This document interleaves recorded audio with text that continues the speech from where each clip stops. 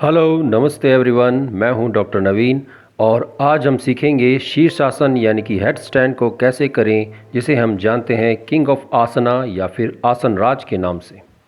आसनों का राजा हम शीर्षासन को इसलिए कहते हैं क्योंकि बहुत सारे आसनों से जो बहुत सारे फ़ायदे होते हैं वो एक अकेले शीर्षासन से हमें एक ही समय में हो जाते हैं।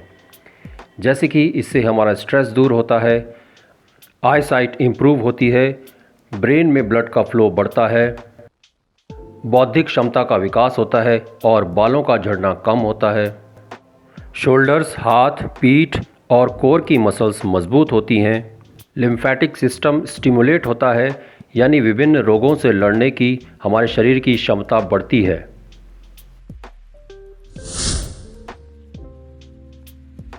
तो सबसे पहले हम अपने शोल्डर्स और बैक की मसल्स को वार्म अप करेंगे, क्योंकि शीर्षासन में बॉडी का वेट इन्हीं मसल्स के ऊपर आने वाला है। हाथों को पूरा ऊपर की ओर स्ट्रेच करेंगे, धीरे से नीचे लाएंगे। इसके बाद शोल्डर्स को फॉरवर्ड रोटेशन करेंगे और बैकवर्ड रोटेशन करेंगे। हाथों को आगे पीछे ले जाते हुए शोल्डर्स को स्ट्रेच करेंगे। अब अपने दोनों हाथों की उंगलियों को आपस में इंटरलेस कर लें और इस तरह से कैप जैसा स्ट्रक्चर बना लें। इस कैप को सिर के ऊपर लगाना है। सिर के ऊपर के सबसे उभरे हुए हिस्से पर, जिसे क्राउन भी कहते हैं, इस कैप को रखना है और दोनों हाथों को टाइट कर प्रेस करना है। और ये टॉप वाला हिस्सा हेड का ज़मीन से लगा रहेगा शीर्षासन करते समय। दीवार से कुछ इंचेस की दूरी पर अब आपको इस तरह की पोजीशन बनानी है कि आपका top of the head, interlace की हुई फिंगर्स और एल्बो ज़मीन से लगी रहें। अपने पैरों को अपने सीने की तरफ धीरे धीरे लेकर आएं और धीरे धीरे पैरों को छत की तरफ को उठाएं। अपनी कोर की मसल्स को यूज़ करते हुए पैरों को धीरे धीरे छत की तरफ सीधा करने की कोशिश करें।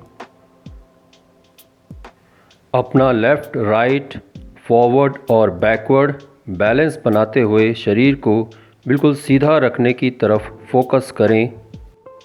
अगर लगे कि पीछे की तरफ गिर रहे हैं तो अपने पैरों को धीरे धीरे पीछे दीवार की तरफ ले जाएं। दीवार पर पैरों को रखकर अपने शरीर को थोड़ा संभलने का मौका दें।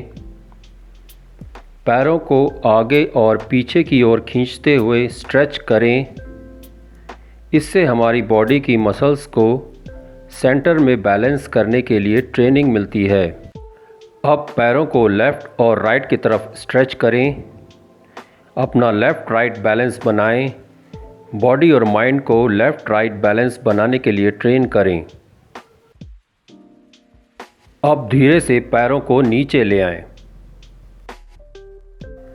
इस तरह दीवार के सहारे किए जाने वाले शीर्षासन को कुछ दिन लगातार प्रैक्टिस करें और अपने बैलेंस को डे बाय डे इम्प्रूव करें।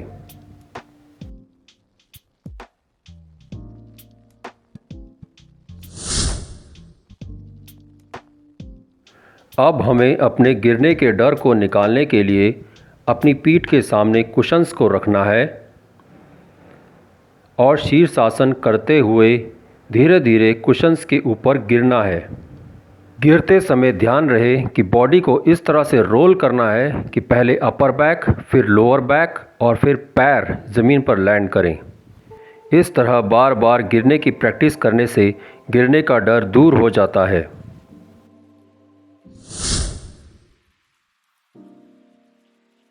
अब आखिरी स्टेप में कुशन्स को भी हटा देना है और ज़मीन पर बिना किसी सहारे के शीर्षासन का अभ्यास करना है।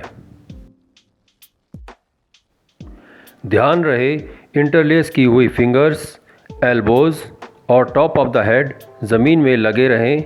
ज़मीन को प्रेस करते रहें।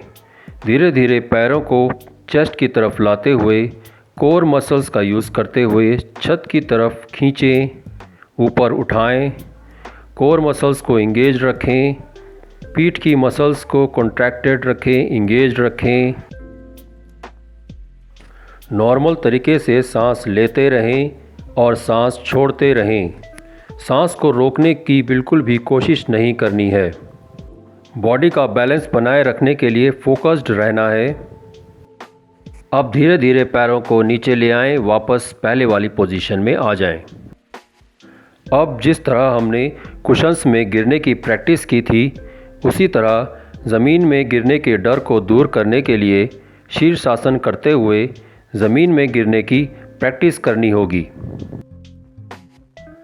अब हमें फिर से वही ध्यान रखना है कि गिरते समय बॉडी को रोल करना है, जिससे कि पहले अपर बैक, फिर लोअर बैक और फिर लोअर बॉडी ज़मीन पर लैंड करेगी।